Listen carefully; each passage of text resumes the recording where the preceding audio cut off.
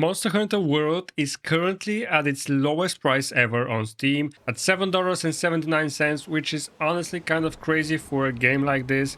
It's still one of the biggest games in the series and there's a ton of content here, so I wanted to see how it actually runs on the Steam Deck OLED in 2026, what kind of performance you can expect and whether it's still worth picking up right now. I'll also go over the settings I ended up using because that makes a pretty big difference in this game. Without further ado, let's jump in. Now, one thing you should know before you even start is the aspect ratio. If you want the game to properly fill the Steam Deck screen, you need to set it to 720p and you need to run it in windowed mode. It doesn't officially support a 16:10 aspect ratio, and if you leave it at the default settings, you end up with black bars on top and bottom. If that's not a huge issue for you, you can absolutely run it like that, but if it looks a bit off, this is how you can fix it. Now, starting off, I set everything to the lowest, and the game does look very different depending on the settings, and the settings actually matter quite a bit. If you do drop everything to the lowest settings and turn off anti-aliasing completely, the game does start to look pretty rough. Now, I used to play Monster Hunter on my PSP,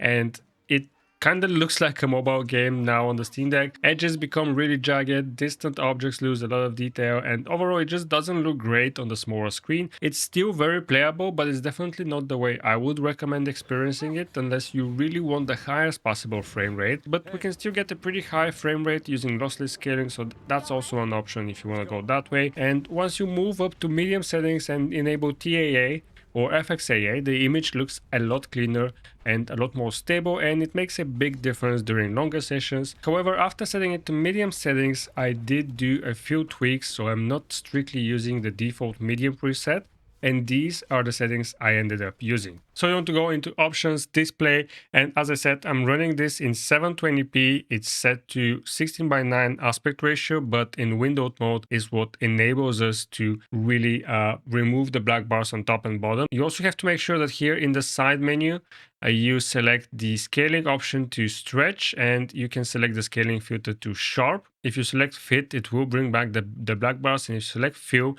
it will stretch the image and it doesn't look good. If you leave it to auto, it's not going to do anything, so make sure you use stretch. For all the other settings here, I have fidelity effects turned on, sharpness is set to 0.3, the frame rate is 90, VSync is off. Now what you want to do is select graphics settings mid preset and then go into advanced graphics settings and change a few of these. For texture quality, I've left this at 1024, ambient occlusion, you can leave this at mid. Volume rendering quality, this is something that I actually turned off because it's kind of introduces this fog sometimes, especially in darker environments. It doesn't really look great. It doesn't really do anything to enhance the image quality, but it will cost you a couple of FPS, so you can decide to leave this off, same as me. Shadow quality, you can leave this on mid. Capsule AO turned on, contact shadows turned on, and anti-aliasing, I've gone with TAA. You can choose between TAA and FXAA, and FXAA is going to be a bit more rough. It will give you maybe 1 or 2 FPS more, but I think TAA just looks better, so go with TAA.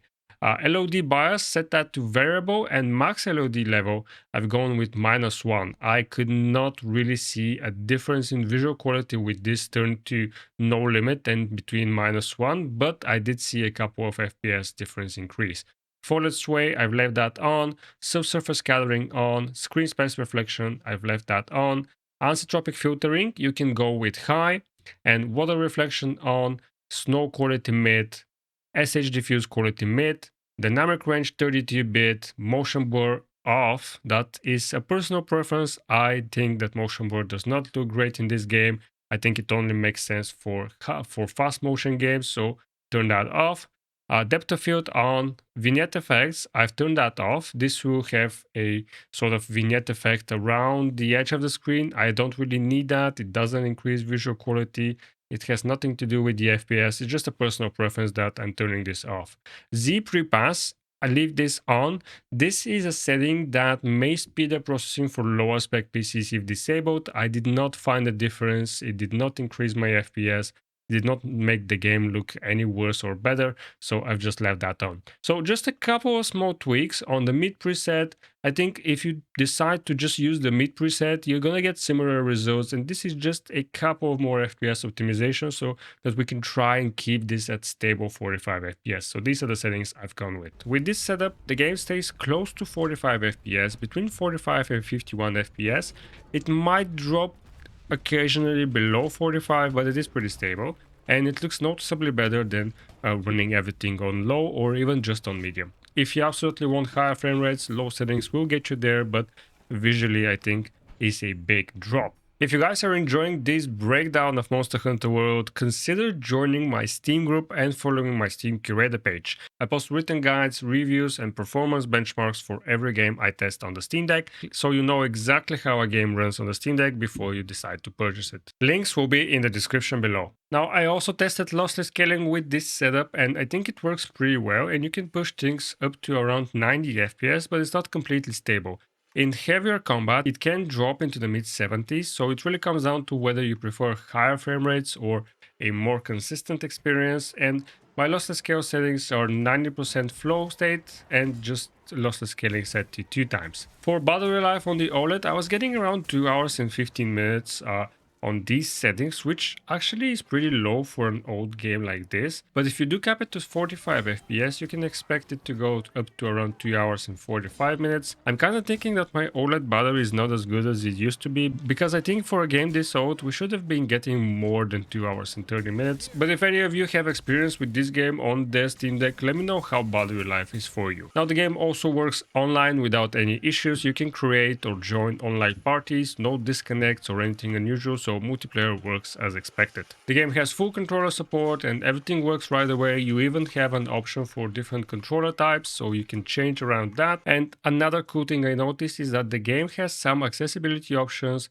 There are options for larger HUD elements, bigger text, and bigger subtitles if you decide you need them on a smaller screen. The base game is around 50 gigabytes, which is pretty reasonable. I would keep it installed on my Steam Deck all the time. And now, one thing to keep in mind with this game is, yeah, right now it's at a fantastic price, but it has a lot of DLC. There are a lot of small DLC packs for this game, and I mean a lot. Easily a few hundred of them.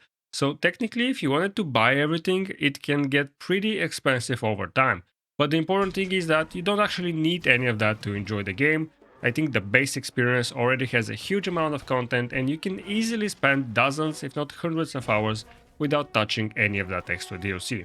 So overall, at just under $8, I think this is a very easy recommendation. You're getting a large content-heavy game that runs well on the Steam Deck. It gives you flexible performance options and still holds up really well visually. If you've never played it before, this is probably the best time to pick it up. There are also a lot of people in this game. I clocked at over 15,000 users yesterday, so you're bound to find somebody to join your party if you were to play online. And if you already own the game, I think it's definitely worth trying it on the Steam Deck. That's gonna be it for this review. If you liked it, hit the like button.